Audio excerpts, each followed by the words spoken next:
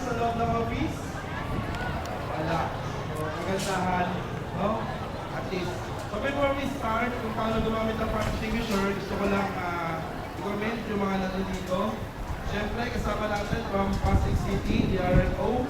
Napalapakan po natin sila, mga ma'am sir. At siyempre, from Cagayan San Antonio, sa pamula po ng ating kapitan, Aklimon Racing, nandito rin po, na laging kasama sa party, palapakan po namin. At sa lahat po ng sakay na gobyerno na dito, ito ay sa PNP, sa Bantay Pasig. So we are from Bureau of Fire Protection and Public Security together with SFO for Cristian Cuevas. So, bakit ba natin ginagawa yung ganitong klaseng drill? To familiarize or magkaroon po tayo ng muscle memory when it comes sa magkaroon po ng sunog. No? Ano yung pinakamataas na floor? From 46, 47, palapakan naman natin yun. Yung pinakamataas na floor, nandiyan ba sila? Sana, napagod na. No?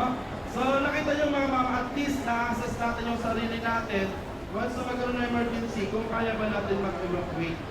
Gusto ko lang po din i-comment itong company, RCBC, no? So, lahat sila merong helmet, palapakan naman natin sila. Yan, nakita nyo naman, di ba? So, tignan. So, paano ba natin? Ayan, syempre, lahat kayo taga-RCBC? Palapakan natin yung mga taga-RCBC.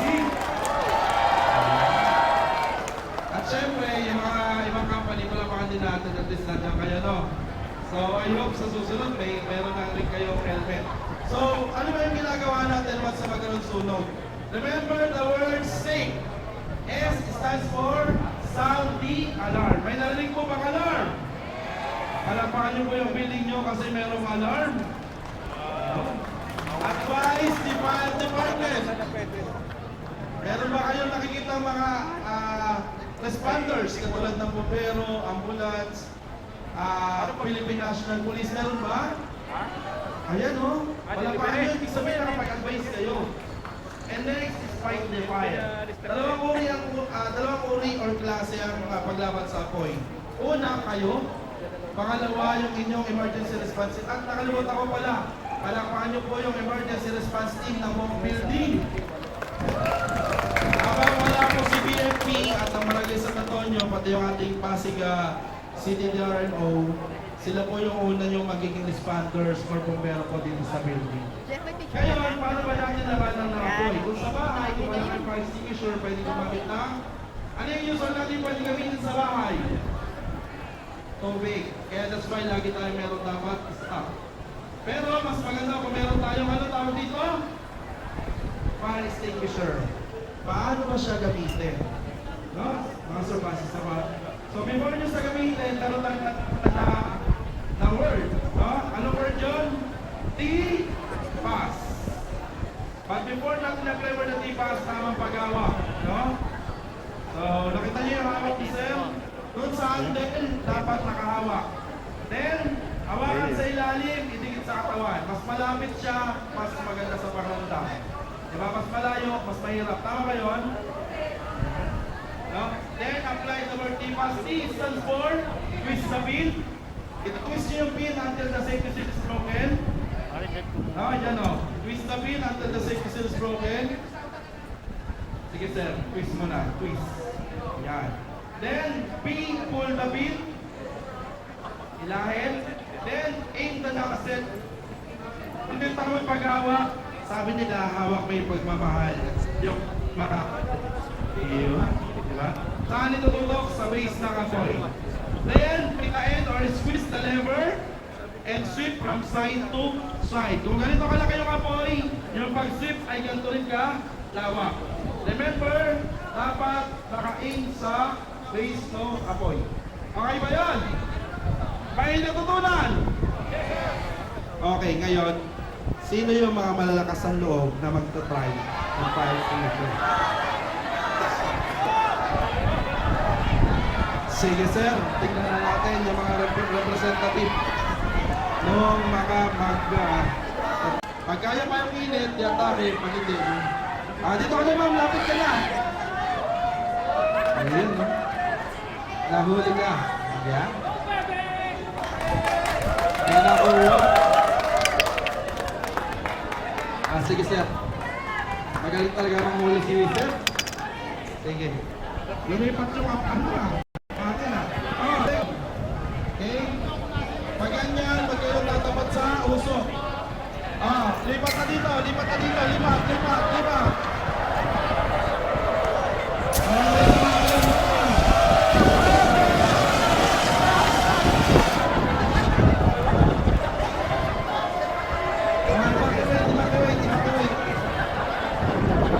Inugaw mo naman ang ito mo, ako sila dun oh. Evacuate tayo, evacuate.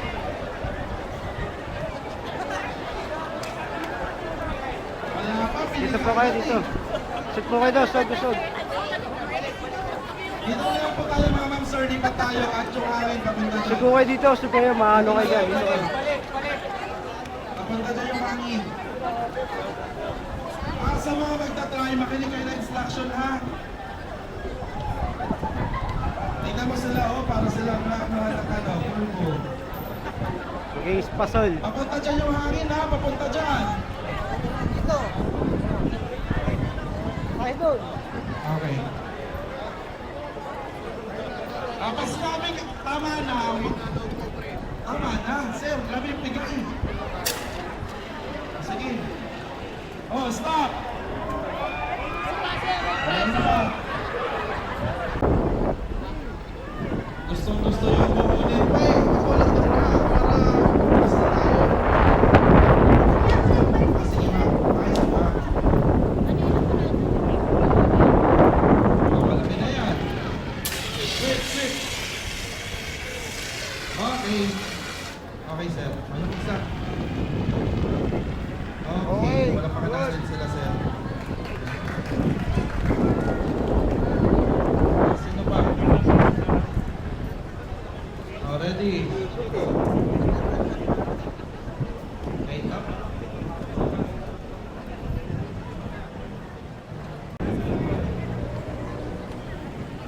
Sige. Start. Aim nyo sa base ng apoy.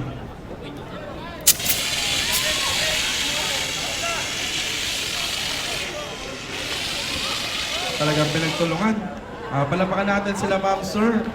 Ganun dapat nagtutulungan, no? Para mabilis mapatay yung apoy. Meron pa dito, baka hindi ito makatulog. Sige, banat.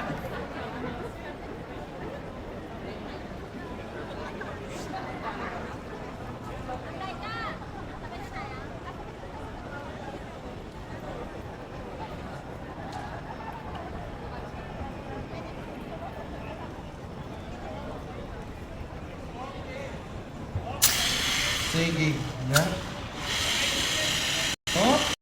Ayaw kasi gagawin. Ayun to. Pagbigyan natin to at hindi makakatulog itong mga to.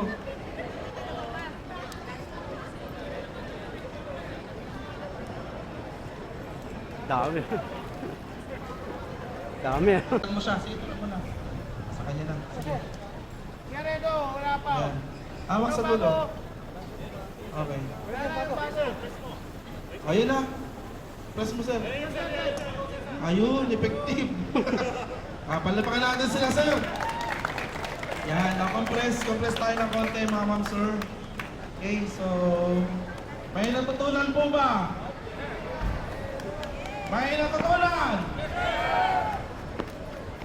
Okay, kung may natutunan, again, palapakan niyo po yung sarili niyo mga sir. Again, sa mga kasamahan po natin sa iba't ibang ahensya, sa Pasig City DRO, sa Barangay San Antonio, sa pangunguna po ni Kap Leasing. Nandiyan pa ba si Kap? Yan, magandang umaga Kap. Sa lahat po lang dito, sa Okay, sa Bantay Pasig. No? Isang ligtas na umaga po, malaking karangalan po na kayo ay makita no, sa umaga. Which is dapat andun kayo mismo sa mga working station. Diba? Although sabihin natin scripted, diba? Meron tayong dito, scenario-based, announce yung ano natin. Mas maganda pa rin kung saan kayo dapat visible. And IC, question lang, paano ka nagbigay ng instruction dun sa ating mga EIP? Upon verification na nag-positive. Yes, sir. Kasi dapat kung nag-activate kayo, dapat meron kayong sa baba muna mag-report. Yun yung mga i-correct natin, design natin, ha? Kasi yun yung mga napansin ko kanina na sobrang tayo sa script. Tumakbo na lahat ng ating ERT nang without the guidance from the IC. Kasi tinitingnan ko kami magre-report sa iyo muna, ma'am, or walang nag-report sa iyo muna.